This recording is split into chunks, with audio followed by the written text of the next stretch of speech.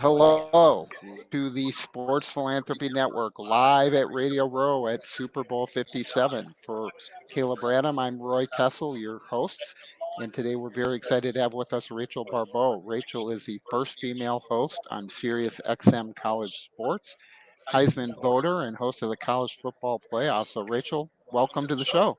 Yeah, We're, thank you so much. we're excited to have you. We're excited to have you with us today, and we want to hear more about your book and how you're changing the narrative. You know, tell us a little bit about how that all got started. Yeah. So back in 2016, I saw a problem in college athletics, and it just happened to start in college. And God made me a do something girl. So instead of running away from trouble, I ran to trouble and said, I think there's something I can do about it. I can create this curriculum. It was very simple. It was what makes your heart beat faster? What were you born for? My own experience with domestic violence. And you were born to leave a legacy, and you can trend for something positive. And so I did that at FSU. I always thought I'd be a sportscaster, and I'd just do this on the side. But 3 years later, it got so big, and it captured my soul in such a way that I walked away from sportscasting while employed by SiriusXM. So, Rachel, I got to ask why, because that captures everything in my soul. Like the epitome of my spirit is in 4 sentences that you just spoke. Why? Yeah. Why did I walk away? Because I'm living in a way that I've never lived before in my entire life. I'm breathing rarefied air. I live in such a way that when my head lays on the pillow at night, I know I've said what I need to say.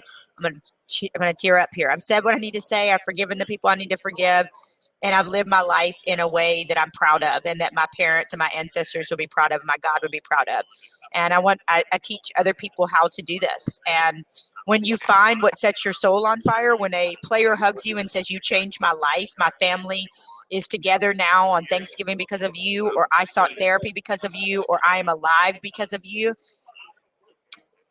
that does something to you in a way that covering a football game never could. And so I'm still in sports. I'm just in a different kind of sports. I'm in sports, but I'm just in a different role now. It's interesting because we had the opportunity on the way over here to go through FSU and walked into the stadium. Unfortunately, we've never had a chance to be at a game there, but they were blaring the fight song because it was junior day for recruiting. So they were walking all the recruits out on the field. It was a great atmosphere considering there were no people in the stadium. But I want to talk about you talked about the stigma and how you're changing the narrative. It's something we hear regularly with our NIL for good athletes and the other athletes we work with about how they feel so alone and isolated. And yet when we talk to athletes, one of the first things that they tell us is that their favorite part of sports is that camaraderie and being together. So how can you be so isolated at the same time that you're surrounded by the people that know you, love you, share the love and passion for sports? It's great. It's a great point. And it's one I actually devoted a whole chapter to in my new book, Relentless Joy, which I know we'll speak about in a moment. But I've been lonely in a bar. I've been lonely in a crowded room. I've been lonely sitting in a room full of people. Felt either unloved or unwanted or was deep in my own crap. And so it's absolutely possible to be in a room and not be seen. It's absolutely possible to be in a room and not be heard or felt or understood, and to be deeply lonely. So it's why we teach in the movement, I'm changing the narrative. We teach to take off your mask and get real. Don't say, oh, hi, everything's great. I'm doing great. Yep. No, it's to somebody you trust, somebody you can be open with. No, I'm really struggling today. I've been depressed the last few days. Here's another one that I'm learning as a new bonus mom. I'm overstimulated. I might not necessarily be depressed. It's a good one. Hello. And it's just it's like, it feels like your circuit breaker and they're full of a bunch of live wires, and you're overstimulated, and you're not mad at anybody, and you're not upset. You're just overstimulated. And so it can be anxiety, it can be depression, it can be all of those things. So find trusted people to talk to, find mental health resources.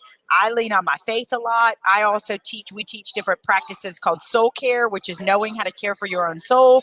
And whether we say there's really two parts of that. One part is what did little you want to do when you were little? Like, did you want to climb a mountain? Did you want to learn the piano? Did you want to learn to cook sushi? What did little you want to do? And writing all that down in a journal. I've got a journal over there. It's called a Joy Starters journal. And we have something called the Joy Starters Club, which I definitely need to tell you about. And in that, we write about the little things we wanted to do when we were little, but then also the things that we know right now fill up the cup of our soul. Naps, playing with your dog, meditating, reading the Bible, dancing, being silent, cooking. So once you do those two things, it's easier to look at yourself like the grand experiment and make sure to fill the cup of your soul. Yeah, I gotta just raise my hand to that and say for me, it's sitting on the living room floor and building Lego creations with my kids. I hear you.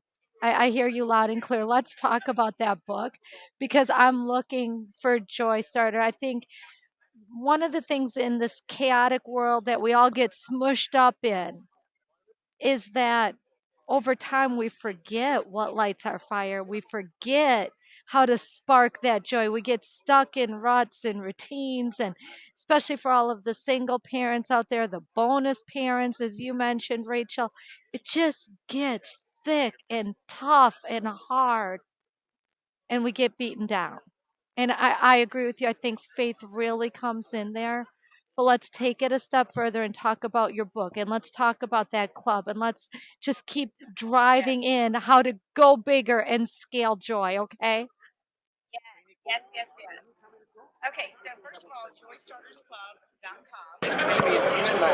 joystartersclub.com. There we go. That was me. I pressed my microphone. I'm sorry. Joystartersclub.com. For the cost of a cup of coffee a month, you get a journal and you are grouped with like-minded people all over the world that are noticing joy, starting joy, cultivating joy. And we are rewriting your neural pathways in your brain to notice joy, be grateful, to laugh, to giggle. We have challenges that come to your phone throughout the week. We have monthly challenges. We have meetings together where we kind of conspire how to be more joyful in the world and in our life. So there's that. But the book is called Relentless Joy. You can see this joy on my face talking about it. And it comes out in June, but pre-orders are really important. For anybody who's ever thought about writing a book or knows somebody, pre-orders are huge. So if you could go anywhere where books are sold, Amazon, Barnes & Noble, whatever it is, even if you go to Baker Bookhouse right now, it's 40% off and free shipping.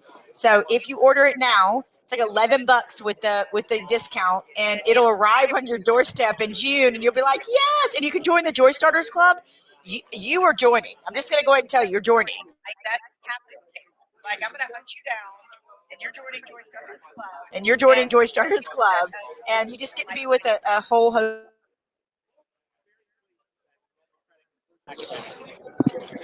I love it. I'm going to say right now, sign me up. Sign me up. And folks, it's not like I don't have coffee. I have coffee. All right, sign me up for the Joy Starters Club. I will hand you my debit card before you walk away from my table. Question for you, Rachel. Our theme this year is be a good sport. Don't be a sore loser. Will you take a second and expound on that? Yeah. Yeah, look, I've been talking about this to a lot of different people, and I think it's really important to. Somebody asked me about the team that's going to lose, on Sunday. What about them? It's important to remember, and I will go to my grave advocating for athletes. It's important to remember there's somebody's son, somebody's grandson, somebody's baby inside that helmet. And before you do that keyboard warrior, before you make that comment about Joseph Osai or whoever it may be, think about what it took them to get there, the extreme pressure and talent. And so I would say, don't be a sore loser. My gracious, I'm just all about showing grace and love to people. It's huge and it matters. And I think it's so important for fans out there to know that, but also our athletes and our coaches to know that you are not built up. You are not defined by whether you win or lose a game. You're defined by what's in your soul, right? That's what you're defined by. And I hope people remember that today. I'm going to turn it over. I'm going to turn it over to Roy, but I'm going to share first the image that you gave me. And it was take my cup, fill it up with joy. Yeah. That's everything I got. It just came through loud and clear. So thank you. Thank you for that. Thank you. Roy, over to you. Well, Rachel, we really appreciate you taking the time to join us. I think this is such a critical area. We see so many college athletes going through this. They talk about it a little more vocally than the pro athletes do. It's so crucial. Would love to collaborate with you as you go on this book tour and as you do more of this work across the country. Would really welcome the opportunity to get you involved with Yes. our mental health type of programming and events. And Yes. thank you so much for coming and sharing your story with us today. Thank you so much. Thank you so much. So this is Roy Kessel signing off for the Sports Philanthropy Network. So on behalf of Caleb Bradham and myself, we want to thank Rachel for joining us on the show today. Amazing insight and amazing feeling. We look forward to getting a chance to read Relentless Joy and seeing Rachel on her tour. Thank you for being here. Thank you. Thanks, And to Rachel. all of our viewers and listeners, we appreciate you taking the time for coming on the show with us today. Signing off, please remember to live generously. Thank you. Thank you.